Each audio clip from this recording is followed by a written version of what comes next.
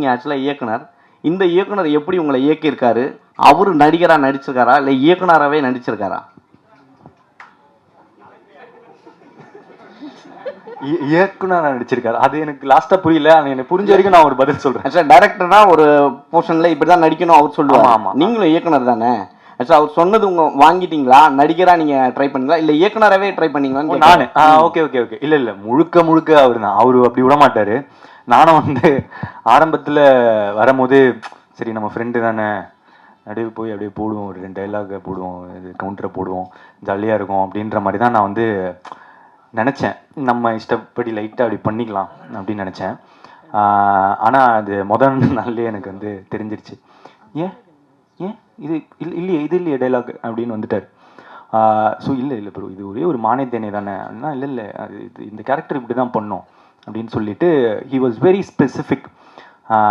என்ன அவருக்கு என்ன வேணும்னு அவருக்கு தெரியுங்க. அது என் ஆக்டிங்கில் மட்டும் இல்லை, எடிட்டிங்கோ, மியூசிக்கோ, இல்லை சினிமோட்டோகிராஃபியோ, ஒருத்தங்க போடுற ட்ரெஸ்லேருந்து ஒரு சின்ன விஷயமோ அவருக்கு என்ன வேணுமோ அதை தான் அவர் கேட்டு வாங்கியிருக்காரு. முழுக்க கிட்டத்தட்ட அவர் என்ன பண்ணாலும் அதை தான் நான் வந்து பண்ண ட்ரை பண்ணியிருக்கேன். அதில் கொஞ்சம் நான் பண்ணால் கொஞ்சம் எப்படி இருக்குமோ அது அப்படி வந்திருக்கும். ஏன்னா அவர் என்னை பார்த்து அனலைஸ் பண்ணி தான் ஒன்றுமே பண்ணார். எனக்கு என்ன வரும் என்ன வராது அதெல்லாம் புரிஞ்சுட்டு தான் அவர் பண்ணியிருக்காங்க. ஸோ முழுக்க அவரோட இயக்கத்தில் நான் நடிச்சிருக்கேன். இப்போ இருக்க ஜென்ரேஷன் உங்களை தான் ஃபாலோ பண்ணுறாங்க நிறைய பேர். அப்படி இருக்கும்பொழுது படம் முழுக்க வாயில் சிகரெட் தான் வச்சுருக்கீங்க, நடுவில் தண்ணி வச்சுருக்கீங்க. இதை கம்மி பண்ணுறதுக்கான வாய்ப்பு நீங்கள் சொன்னீங்களா இல்லை இனிமேல் அதிகமாக நடிப்பீங்களா அந்த மாதிரி சிகரெட் வச்சுக்கிட்டு? இது இப்போ டைரக்டர் நீங்களும் சொல்லலாம், டைரக்டரும் சொல்லலாம். இல்லை, நான் ப்ரொடியூசராக சொல்கிறேன். அதனால தான் இந்த படத்தை பார்க்கணும். எல்லாருமே காலேஜில் போகிற பசங்க, இது மாதிரி ஹேபிட்ஸ் இருக்கிற பசங்க எல்லாரும் இந்த படத்தை பார்க்கணும்.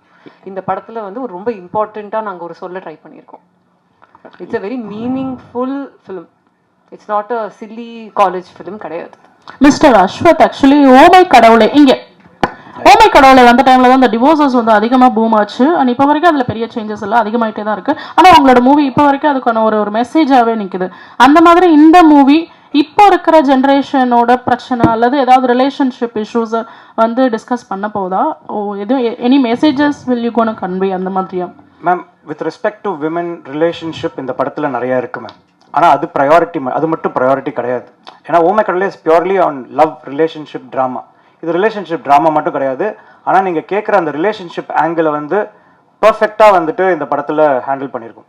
என்ன மாதிரி சொல்லலாம்னா, இப்போ ஒரு எக்ஸை வந்து நம்ம எப்படி பார்க்கலாம் அப்படின்ற விஷயமும் இந்த படத்தில் வந்து ஹேண்டில் பண்ணியிருக்கோம். ஸோ உங்களுக்கு அதை பார்க்கும்போது ஓகே நல்லா இருக்குது. As a women you will feel very happy that seeing this film.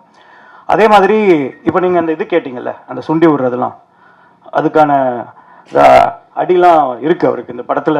படம் பார்க்கும்போது தெரியும். அப்படி உங்களுக்கு சொல்லணும்னா படத்தில் ஒரு போர்ஷன் மேலே அது இருக்கவே இருக்காது சார். அது இட் இஸ் டு ஷோ. நான் ஒன்று சொல்கிறேன்ல, நம்ம நல்லவனாக இருந்தவன் நல்லவனாக மாறினான் அப்படின்றது கதை இல்லை. கொஞ்சம் இப்படி இருந்தவன் இப்படி மாறுறான், ஆர்க் தான் கதை. ஸோ அந்த ஆர்க்கில் அவனை எப்படி காட்டுறோன்றது தான் காமிச்சிருக்கோம். உங்களுக்கு படம் பார்க்கும்போது நீங்கள் ரொம்ப என்ஜாய் பண்ணுவீங்க. இதெல்லாம் ஒரு விஷயமாவே கண்ணில் உங்களுக்கு தெரியாது. சார் நீங்கள் சிம்பு ரசிகரா சார், இல்லை சிம்பு ரொம்ப பிடிக்குமா? ஏன்னா நீங்கள் பேசுகிற விஷயம் எல்லாமே அவர் அப்படியே இமிடேட் பண்ணுற மாதிரியே இருக்குது. நான் பேசுறது இமிடேட்? ஆமாம் சார், அவர் சிம்புவோட ஆஃபீஸ் ஸ்டாஃப். அவர் அப்படி